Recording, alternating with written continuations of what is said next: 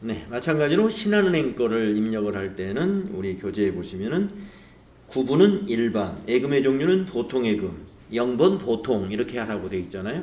그래서 여기 일반 하고 0번, 그리고 예금의 종류 여기 보통 예금, 그리고 여기에 코드를 0번을 넣어준 겁니다.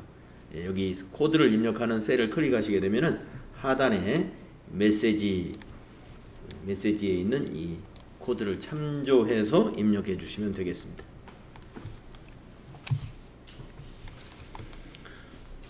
자, 점점 이제 여러분이 우리 그 스마트 A i 플러스라는 프로그램에 이제 익숙해지게 되겠습니다. 거래처 등록이 좀 양이 많아서 여러분들 시간이 좀 걸리셨죠.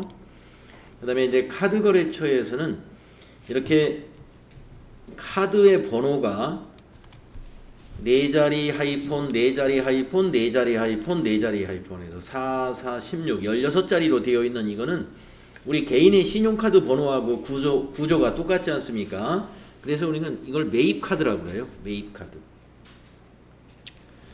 그 다음에 국민카드사라는 거래처처럼 카드 번호가 아니라 이렇게 숫자로만 하나, 둘, 셋, 넷, 다섯, 여섯, 일곱, 여덟, 아홉, 10자리인가요?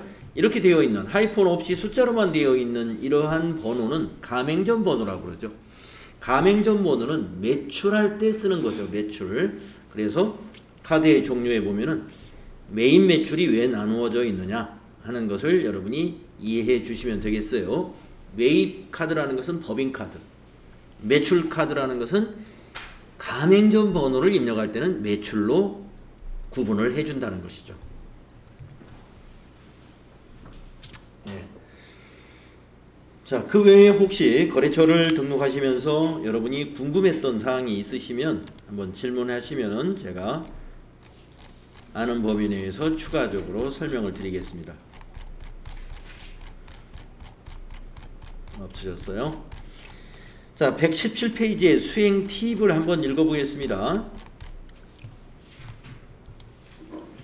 117쪽 하단에 수행 팁 첫 번째 점, 거래처를 등록한 후 다음 거래처 입력 화면까지 엔터를 눌러서 지나가면 자동으로 저장이 됩니다. 거래처 코드를 잘못 입력한 경우는 거래처 코드의 변경이 불가능해요. 그러면 어떻게 해야 될까요? 삭제해 버려야 돼요. 삭제할 때는 그 잘못된 거래처를 선택하신 다음에 상단에 보시면 휴지통 아이콘이 있습니다. 이걸 눌러서 그 줄을 통째로 지워내야 됩니다. 내가 만약에 신한은행 보통이 98002인데 내가 오타를 나가지고 98007로 잘못 입력했다 하면은 코드를 이제 나중에 코드가 틀렸구나 하고 코드를 바꾸려고 하면 안 바뀌어져요. 신한은행이 오타가 나가지고 신국은행이라고 잘못했다. 그 은행의 상호는 바뀌는데 코드는 못 바꿔요. 그럴 때는 천상 그 줄을 다 지워야 됩니다. 그런 경우가 많이 있을 거예요. 앞으로 여러분이 이제 이 프로그램을 쓰시면서 코드가 이게 기본값이 되다 보니까 코드는 수정을 못 해요. 그래서 아쉽지만 이걸 다 지워야 되니까 지울 때는 그 셀을 클릭하신 다음에 저 위에 있는 요 삭제.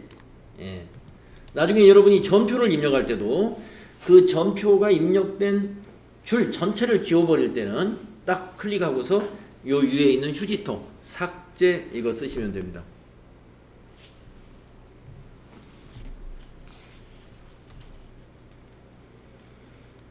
그 다음에 제시된 사업자 등록증, 거래 명세서를 보고 내용을 수정 또 추가할 수가 있습니다. 사업자 등록번호라든가 대표자의 성명, 업태 종목, 주소 같은 것을 우리가 이제 시험에서는 신규로 거래처를 등록해라 라는 문제를 내기도 하고요.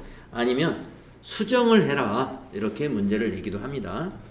그러면 여러분이 고칠 거 있으면 고쳐주시고 추가로 등록해라 그러면 지금처럼 등록하시면 돼요.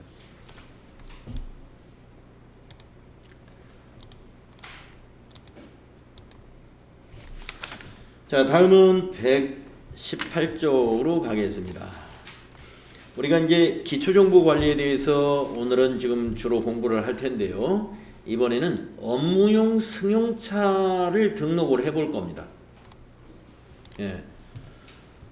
우리가 이제 업무용 승용차가 무엇인가를 좀 알아봐야 되겠는데요. 우리 재무회계 이론에서는 업무용 승용차라는 말이 나오지를 않습니다. 예. 이 업무용 승용차 등록은 법인세법에서 이걸 등록해서 회계 처리를 해 달라. 이건 세무적인 차원에서 우리가 하고 있는 거예요. 그러니까 업무용 승용차는 무엇인지를 한번 알아보도록 하겠습니다. 자, 업무용 승용차라 하는 것은 법인이 소유한 승용차이거나 법인이 리스했거나, 리스는요 임차하고 굉장히 비슷해요. 예, 그래서 리스 장비, 리스 차량 이런 것들이 있습니다.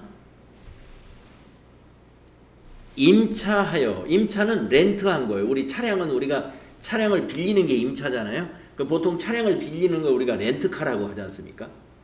요즘은 이게 기업에서 차량을 직접 소유하는 것보다는 렌트하는 회사들이 점점 많아지는 것 같아요. 관리가 좀 편해서 그런 것 같습니다.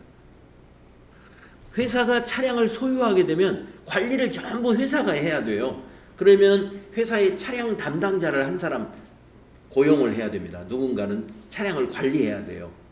그 사람이 차량의 어떤 수리라든가 이런 걸 거래처 관리해가면서 차량 관리를 해줘야 되는데 요즘은 법인들이 그런 걸 하기 싫어해요. 그래가지고 아예 관리를 피해갈 수 있는 방법이 뭐냐?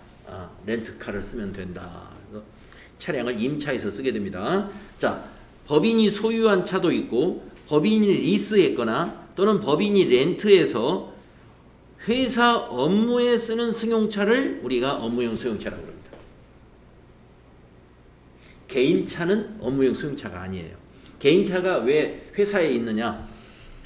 어느 회사는 직원들의 개인 차량을 가지고 업무를 보게 하고 매월 유류 지원비라든가 또는 그런 업무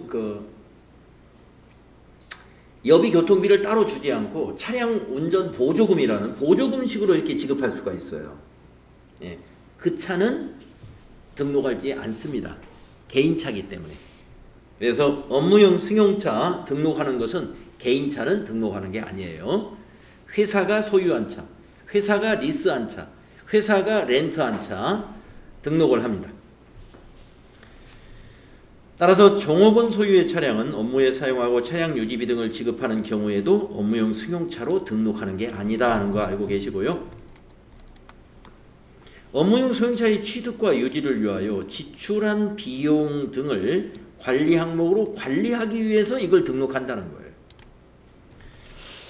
자, 회사가 오죽 잘 알아서 관리를 하겠습니까? 자기 차 비용에 대해서. 그런데 법인세법에서 관리를 좀 해달라. 굳이 알아서 기업들이 잘 관리할 텐데 왜 또 세법에서는 이걸 관리하라고 하느냐 하면은요. 업무용으로 법인차가 사용이 돼야 되는데 회사 업무용으로 안 쓰고 다른 용도로 쓰이는데 법인의 비용으로 처리하는 경우가 있기 때문에 이걸 유심히 보겠다 하는 겁니다. 몇 호차가 운행은 몇 킬로 운행을 했고 이번 달에 어느 달에 유류비가 얼마 들어갔고 수리비는 얼마 들어갔고 도로비는 얼마 들어갔는가 이런 것을 차량별로 좀 우리 국세청이 요구하면 제출을 해 주세요. 이런 얘기예요. 그러면 이제 회사는 좀 불편해지는 겁니다.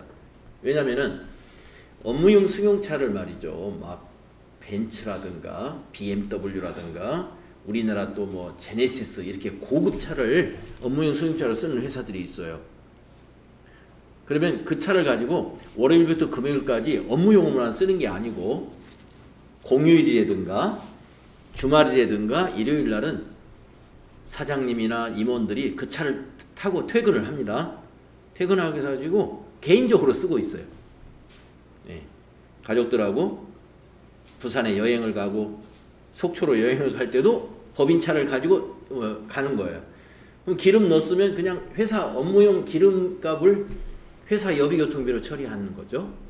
또 고속도로 지나가면 통행료, 통행료 탁탁탁 결제되잖아요. 도로비 다 회사 경비로 나가게 되는 거죠. 그런 것들은 이제 우리가 따져보면은 회사 업무를 위해서 쓰여진 비용들이 아니다는 겁니다. 그런 것들은 좀 관리를 해야 된다. 회사가 비업무적으로 쓰인 비용까지 회사의 비용으로 처리하면 과세관청에서는 뭐가 문제죠? 그 법인의 비용이 아닌데 법인의 비용 처리를 하게 되면 법인세가 적게 산정이 되잖아요. 그렇죠? 법인세 차감전 이익이 줄어드니까. 우리가 법인세라는 건 법인이 벌어들인 소득에 대해서 세금을 과세하는 건데 이 법인세의 과세 표준이 뭐냐면 이익이에요. 이익. 그러니까 매출액에서 비용을 다 뺀 이익을 가지고 거기에 해당되는 세율을 곱해서 법인세를 과세하는 건데 법인의 비용이 아닌데 법인의 비용으로 처리하는 부분이 이 승용차에서 꽤 많았다는 겁니다. 자, 그렇게 이해하시고 지금은 그래서 회계 프로그램에서 이제는 차량 유지비 이렇게만 표시하는 것이 아니라 차량별로 추가적인 관리를 요구하고 있는 것입니다. 자, 대상차를 보겠습니다. 일반적인 승용차인데요. 개별 소비세에 적용되는 승용차만 해당이 됩니다. 개별 소비세라는 것은 뭐냐면 여러분 부가가치세를 공부할 때 부가가치세는 일반 소비세라고 여러분들 배웠어요. 일반 소비세. 일반 소비세라는 것은 뭐냐면 면세를 제외하고는 똑같이 소비세가 부과된다는 것입니다. 일반적인 소비에 대해서 다 과세하는 세금이에요. 그런데 개별 소비세는 품목을 딱 정해놨어요. 지금 말하자면 승용차가 개별 소비세 대상인데 일부 승용차는 개별 소비세가 없습니다. 그 일부 승용차가 뭐냐면은 배기량이 1000cc 이하인 승용차. 배기량이 1000cc 이하인 승용차를 우리나라에서 경차라고 부르는 승용차들이에요.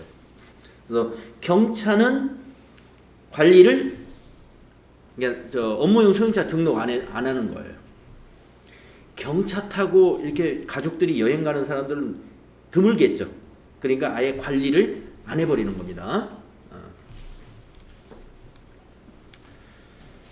자, 그래서 회사 업무용 차 중에서 경차는 제외된다 하는 것도 알아두시고 운수업이나 자동차 판매함이나 자동차 임대업, 시설 대여업, 운전학원업에서 사용하는 자동차도 그것은 업무용이 아니에요. 그러면 이런 자동차를 우리가 뭐라고 할까요? 운수업은 영업용이죠. 영업용. 자, 운수업의 차라는 건 뭐냐면요. 택시 회사가 운수업이죠. 이천에 무슨 택시 회사. 그 택시 회사가 만약에 그랜저나 소나타를 가지고 있다. 그걸 업무용 승용차로 등록을 해서는 안 된다 이겁니다. 그건 영업용이니까. 아시겠죠? 자동차 판매하는 회사. 현대자동차. 현대자동차가 판매용으로 지금 이제 이천 현대자동차 대리점에서 판매 목적으로 이렇게 갖다 놨어요. 그거는 우리가 업무용이라고 안 하잖아요. 네. 판매용이니까 당연히 업무용으로 등록 안 하는 겁니다. 안 하는 겁니다. 네, 렌트카 회사에서도 당연히 안 합니다. 업무용 아니에요. 리스 회사도 안 합니다. 리스 빌려주려고 하는 거니까. 학원, 운전학원에서 소나타를 운전 교습용으로 산 거예요. 그거는 업무용이 아니에요. 그런 것들은 등록하는 게 아니다. 예, 당연하겠죠? 그래서 업무용 승용차는 2016년 1월 1일 이후부터 업무용 수용차를 법적으로 이렇게 회계 처리 때 관리 항목으로 관리하라는 강제 법령이 만들어졌고요. 5년간 정액법으로 상각하는 걸 원칙으로 하고 있습니다. 관리해야 될 비용은 임차료, 유류비, 자동차세, 보험료, 수리비, 감가상각비 등을 관리하고 있고요. 업무용 승용차는 연간 최대 800만 원을 초과하지 않는 범위 내에서 감가상각을 하는 게 원칙이고요. 연간 800만 원이기 때문에 초과된 부분은 다음 해로 2월에서 감가상각을 다음 해 회계년도에 하면 됩니다. 보험의 가입은 임직원 전용 자동차 보험이라는 보험이 있는데 임직원 전용 자동차 보험에 가입을 해줘야 돼요. 업무용 승용차는. 자, 이러한 추가적인 지식을 우리가 알게 되겠습니다. 그래서 업무용 승용차 등록을 하게 되면 한번 해볼 텐데요. 승용차를 우리가 취득을 했다라고 하면 고정자산 등록을 또 해야 돼요. 렌트한 거면 우리가 이제 우리 자산이 아니니까 등록을 안 합니다만은 우리가 차량을 구입했다 그러면 고정자산 등록 먼저 하고 그리고 나서 업무용 승용차 등록 이걸 하게 됩니다. 그래서 지금 여기 수행과제 문제가 119페이지에 업무용 승용차 등록을 우리가 해볼 텐데요. 먼저 고정자산 등록 먼저 하고 두 번째 업무용 승용차 등록 이렇게 해보자는 거예요. 자, 고정자산 등록을 하는 것은 우리가 차를 취득했을 때 전표 입력하면서 고정자산도 등록합니다. 자, 그러면은 고정자산 등록이라는 메뉴에 가가지고 이 표에 있는 이 정보를 가지고 고정자산 등록 한번 해보겠습니다. 자, 여러분 회계 메뉴에서 고정자산 등록은 기초정보관리가 아니라 여기 고정자산 등록 박스가 따로 있어요. 거기 첫 번째 메뉴입니다. 이거. 네, 찾으셨죠? 네, 클릭해 보세요. 그러면 이런 메뉴가 나오는데요. 그 위에서 계정 과목을 입력하는 방법도 좋은 방법이에요. 그렇지만 우리가 이제 시험에 응시하기 위해서 여러분들하고 저하고 연습할 때는 계정 과목을 여기다 입력 안 하고 요 밑에다가 입력을 할 겁니다. 그럼 밑에 계정 과목 칸을 만들어야 되거든요. 그럴 때는 여기를 그냥 지나가요. 엔터로 계속 지나가면 됩니다. 예, 엔터로 계속 지나가서 커서를 밑으로 떨어뜨리면 여기에 계정이라고 나타나요. 이렇게 입력을 하는 것으로 우리 시험에 대비하기 위해서 그냥 이렇게 연습을 하는 거예요. 위에서 입력해도 상관없어요. 예, 그러나 편의상 다른 목적이 있어서 이렇게 입력을 하는 걸로 하고요. 자, 계정이라는 곳이 바로 계정 과목이에요. 여러분 계정에서 더블 클릭을 하시게 되면은 계정 과목 코드 도움말이라는 창이 나와요. 거기에서 우리가 차량 운반구 208번 요 계정 과목을 선택하면 돼요. 승용차니까 계정 과목이 차량 운반구입니다. 클릭하고 확인. 그러면 208번 차량 운반구. 그 다음에 이제 이 코드는 뭐냐면 그 자산의 코드입니다. 우리 책에 보시면 코드를 표에다가 정리해 놨어요. 2100이다. 자, 여기다가 2001 엔터 하면 그러면 002001 이렇게 들어가죠. 자, 자산명에 승용 2461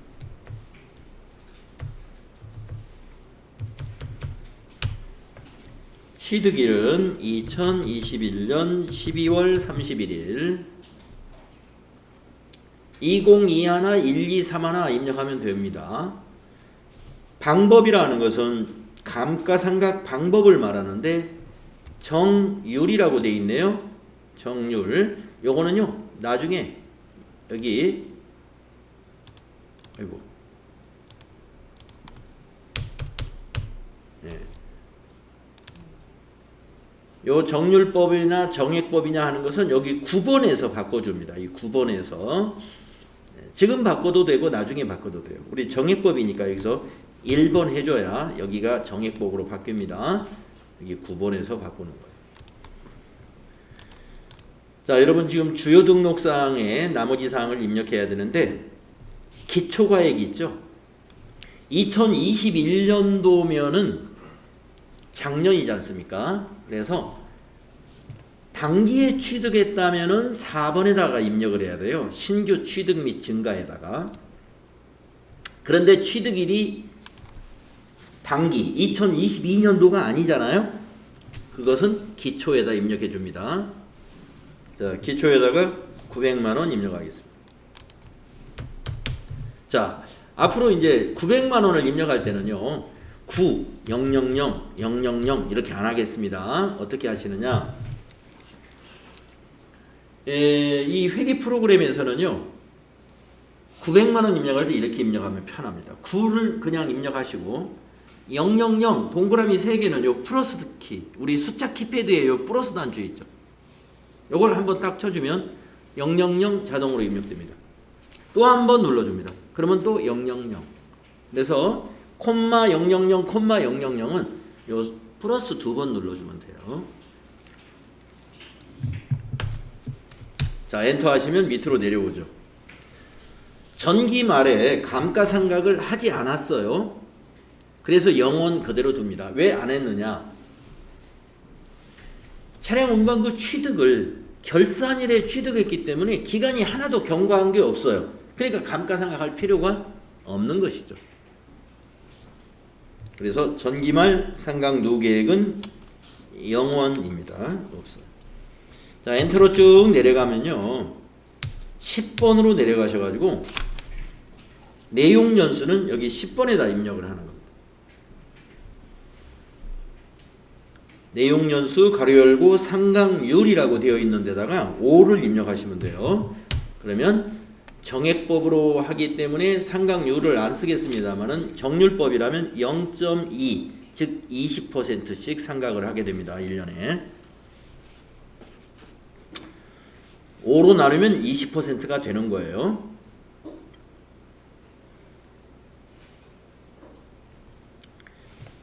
그 다음에 내용연수 넣었죠? 5년. 그 다음에 경비구분이라고 하는 것이 있었잖아요. 경비구분. 여기 내용연수 처리했고, 이제 경비구분은 그 밑에 보시면은요.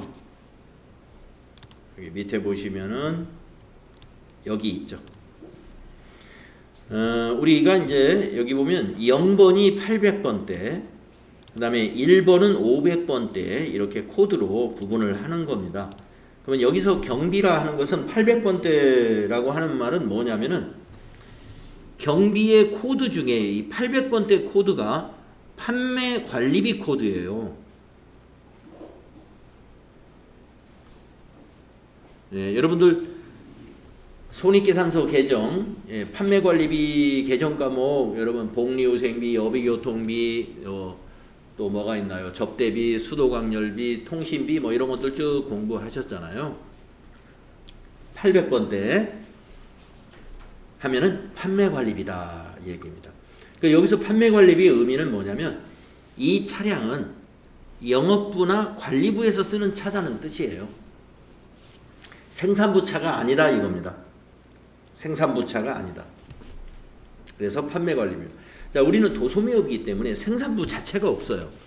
그러니까 도소매업에서의 그 감가상각비나 이런 차량 유지비나 이런 것은 전부 다 판매 관리비예요.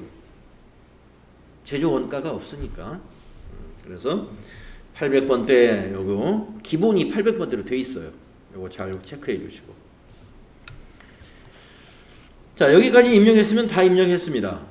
그러면 이제 하나 확인해 볼 것은 여기 20번에 있는 회사 계상 상각비라는 게 뭐냐면 이 프로그램에서 계산한 감가상각비는 2022년도 당기의 감가상각비는 180만 원이다 이런 얘기예요.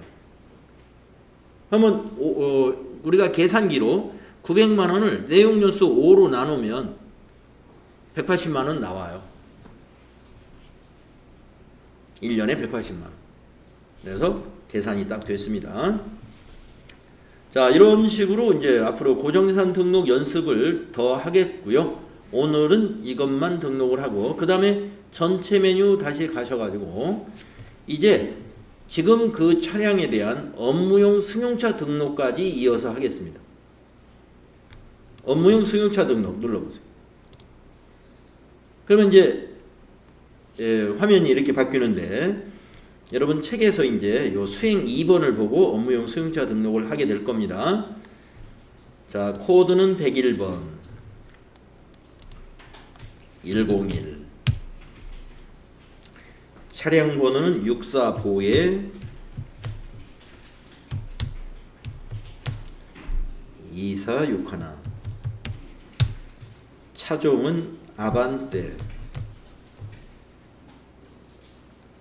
아까 고정지상 등록할 때는 뭐 차종 이런 건 없었죠. 차량 번호 이런 건 또 없었습니다. 명의 회사차랍니다. 0번 회사 사용.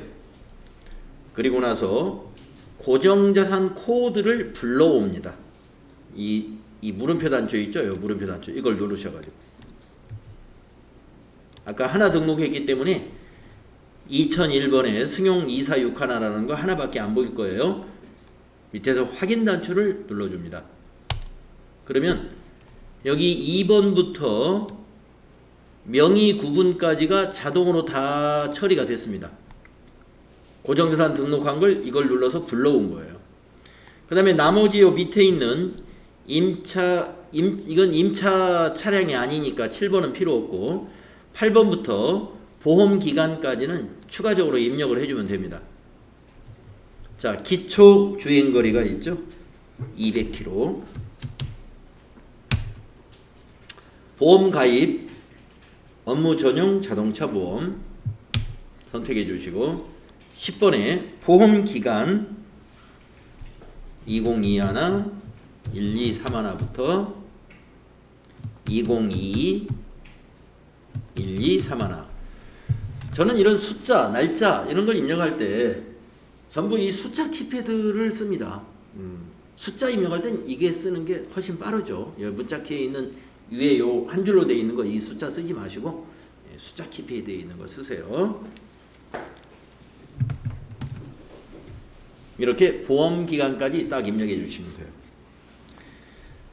자, 우리가 업무용 승용차 등록을 위해서 고정자산 등록 먼저 했고 그 다음에 업무용 승용차 등록을 했습니다.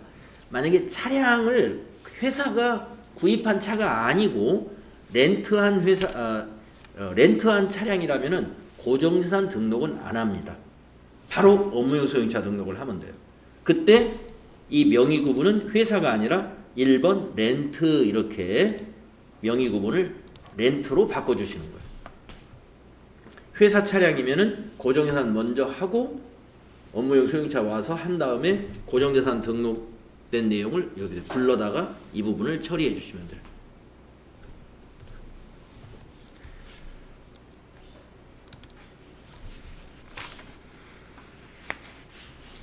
자, 그러면 좀 쉬었다가 다음 시간에 개정 과목과 적요 등록 연습을 해보겠습니다. 네, 지금 7분인가요? 네, 20분까지 쉬겠습니다. 저 시계로.